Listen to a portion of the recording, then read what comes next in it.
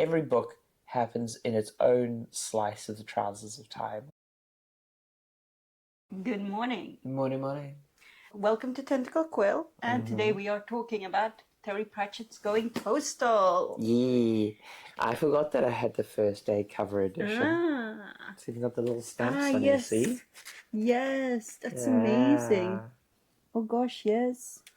No, because honestly, there's so much Terry Pratchett that I read all of it almost from library copies. Yeah. Growing up, I've got a handful of them, but mostly the later ones because, well, I'm not ancient. But no, Terry Pratchett, my favourite author, hands down. But it's been really hard to get you to read Terry. Yeah, I've not been vibing with every book that I've tried, so I haven't read as much Terry Pratchett yet. So between the obvious classics like Good Omens and Maurice. Amazing Maurice? Yes, The Amazing Maurice. Did you read that one? I read that one. It's good. We need to talk about that sometime. Yeah, it's a really good one.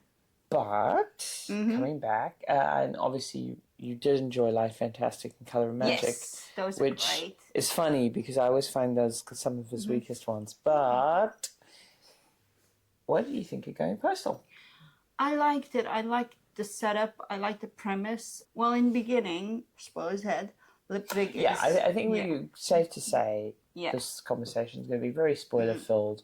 If you need a recommendation, it's fucking Pratchett. Go read it. But basically, Lipvig starts as a criminal and is being reassessed as the postmaster. And at the end of the book... so the book opens up with him getting executed for his crimes by Vetinari, the ever-glorious Vetinari, the city ruler, who is malevolent and benevolent.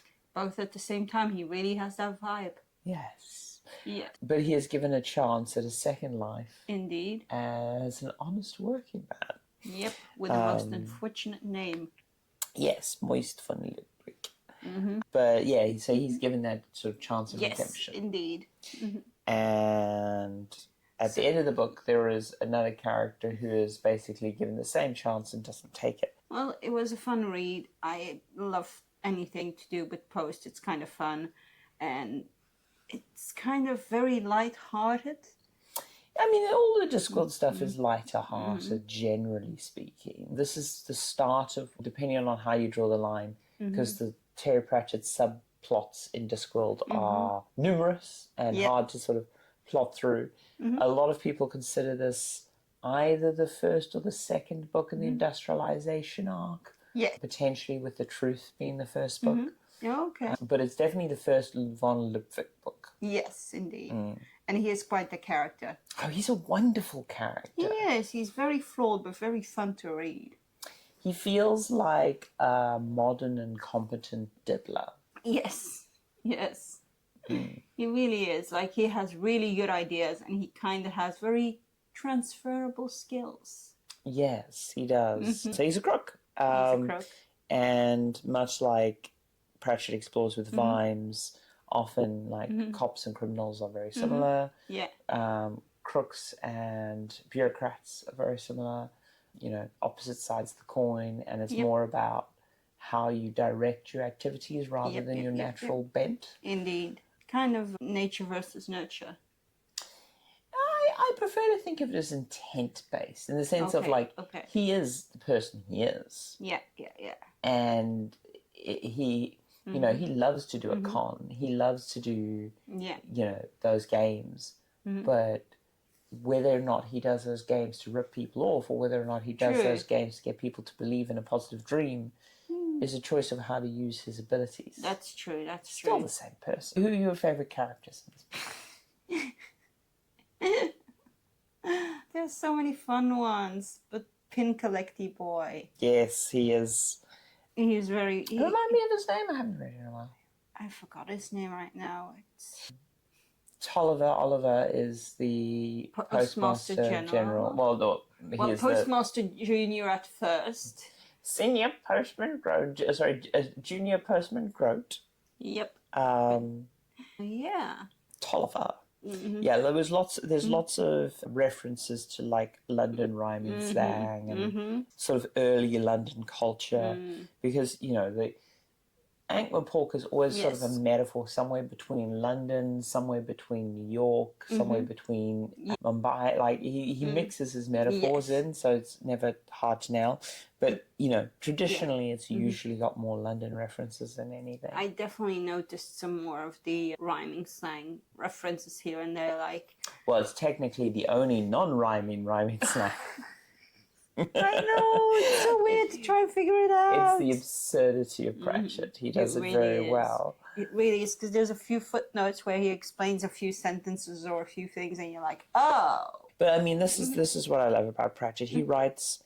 I think the interesting thing about early and late Pratchett, because this is very much late Pratchett, is with late Pratchett, you've got all these books, you've got all this history, and he draws upon it, but he draws upon it in the way an old guy in a pub draws upon his life, in the sense he draws upon it very loosely. Pratt is on the record of saying that every book happens in its own slice of the trousers of time, or whatever his metaphor is. I always forget how he phrases that multidimensional stuff. But his basic thinking of is like, if you find an inconsistency in the books, it's because the Discworld is inconsistent.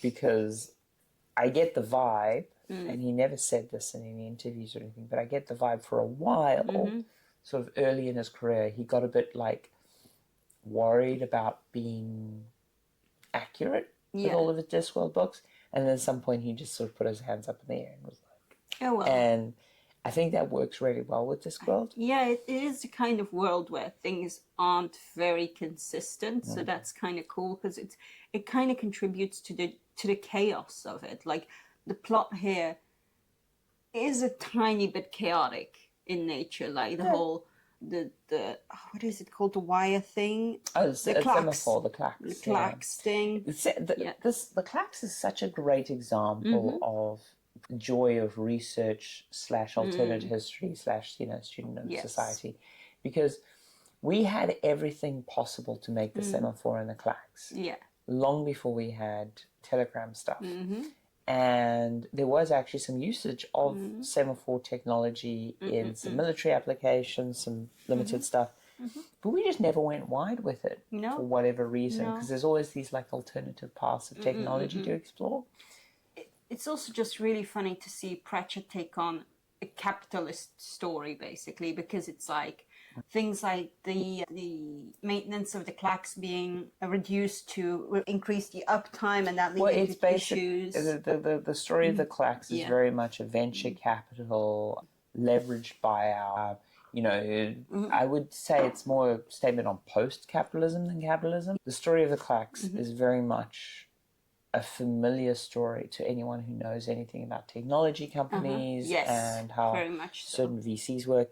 And I get the vibe that someone in Pratchett's life or someone in Pratchett's circles basically had something done to them like what happened to the clacks.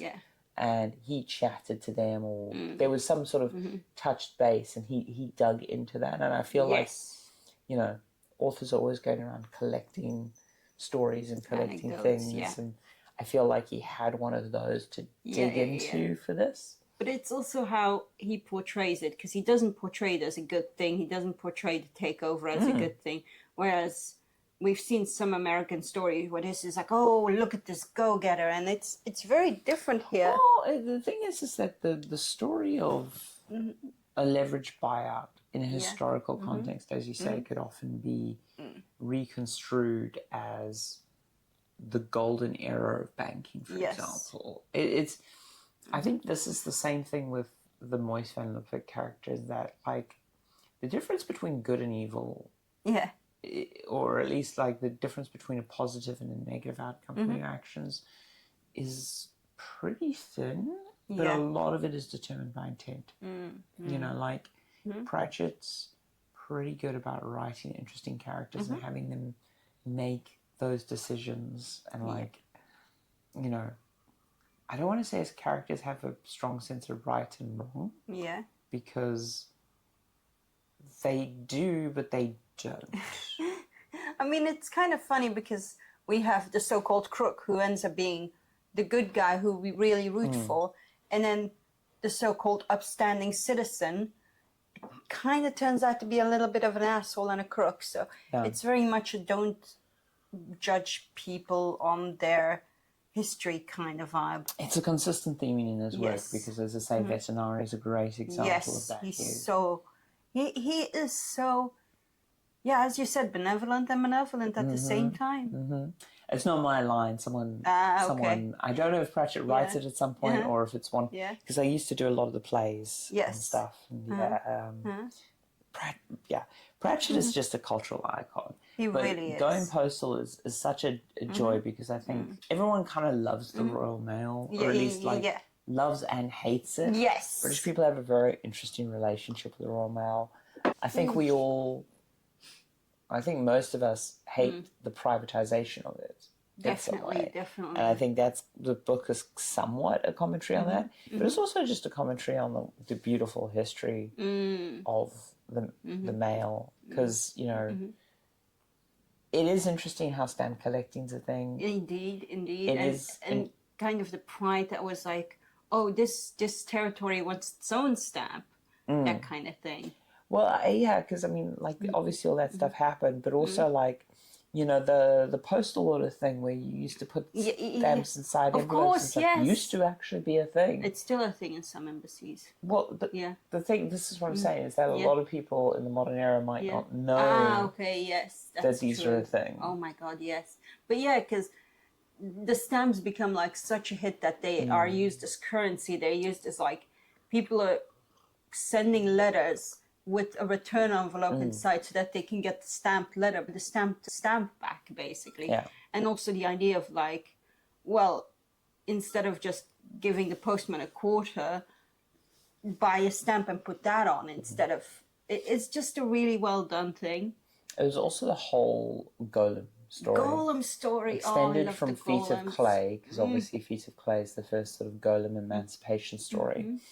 But definitely explored in more depth here, because I think Feet of Clay lays down the foundations of some of these ideas, but like this book definitely runs with it and sort of sees the later stage of it. Yeah. So what do you think of the golems and that whole... Oh, I mean, adorable.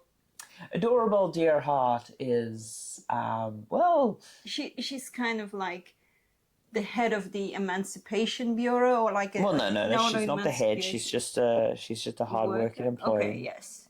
So she is kind of an activist for the golems in this context, and it's just, she's such a wonderfully amazing character. She might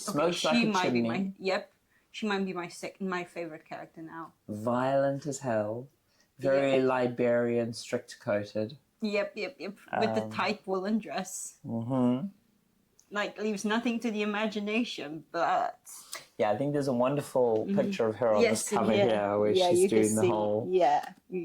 Yeah, she's very much a femme fatale with a job. Yeah, basically. But she's also kind of like no nonsense, almost kind of very standoffish, but once you get through that, it's quite nice. Like when he asks her to dinner the first time, she's like, yeah, I do dinner. And she's like, he's like, do you want to do dinner with me? And he's like, and then the answer's like, okay, no. She strings him along. She does a bit. She presents a challenge for Moist. Yeah, it's interesting because I love Pratchett's character so much. Adorable Dear Heart is definitely a unique character in the Discworld. In the sense of like some times I look at a character and it's like, okay, this is kind of like this character or whatever. But Adorable, she's got like Granny's edge, but then she's flirty. Do you know what? This particular book, like Going Postal, it feels like a lot of the characters are mild to severely autistic. Oh, so much. So much. Like, especially the boy with the pins. I mean, the boy with the pins, the whole, like, stamp collector thing, I feel like that's almost a trope to the extremity. That's true. But like Adorable herself is very, that Socially... that strong sense of right and wrong, that sort of willing to fumble social interactions, but at the same time is actually good at social interactions because she's kind of studied them rather than... It's very literal as well. Whereas Moist is like the exact opposite. He's just that instinctual, I'm vibing it, I'm going with the flow. Yeah. And he also knows how to like do his interactions. He's often doing something because how it reads, like when he gets his golden suit commissioned during a little slightly drunken bout. Well, he lets his mania ride him through situations. Very much. But yeah, like Going Postal again, like it's got all the classic Discworld tropes. It's funny to me because you haven't read enough Discworld to know they're classic, but like the bloody stupid Johnson machine shows up. Oh God, yes, is that the sorting machine? The sorting machine. Oh God, that thing is infernal. And because, like, as I say, Pratchett constantly retreads ground in a good way, in a really good way. Because it's like he does the whole pi should be 3 thing, which, he first explores in Pyramids, where, like, one of the philosopher mathematicians is, like, trying to work out the circumference divided by the radius. And he's like, there's bloody 3 point... And then bloody stupid Johnson makes a machine where it actually is 3. Oh, God. Which fascinates me in a way, because I'm like, part of me desperately wants to go off and, like, make a video game or do a thing where it's like, okay, how do you make pi 3? Like, is there some set of weird math you can deploy to make pi 3 for a given thing? It's like, how do we have to wibble wobble the universe? But yeah, it is amusing because he does play with that. I mean, he does a lot of sort of reality play with the wizards. He really does. The wizards were so good in this. Like the Omniscope is a perfect example of how he plays with this. So towards the end of the book, there's this thing where the wizards use this device that can see everything. Yes. But in classic sort of Pratchett fashion, it's like, well, if you can see everything, it's useless. Yeah. Because how do you see the thing you want to see? Exactly. Or like the wizard in a bottle. Yeah. Because it's basically a crystal ball. But if a crystal ball can see the entire universe, it's like you have too much information. The entire universe is black. Anyway, I think the robot vacuum's coming to chase us, and we should call it. There's a robot coming for us. The robot's coming for us. So does this mean I can convince you to read more Pratchett? Yeah, possibly. I'm definitely interested in the making money one. Yes, making money is very good. Yes. But yes, if you haven't read Pratchett, no brainer. I have probably read this book like 5 times. It's a good one.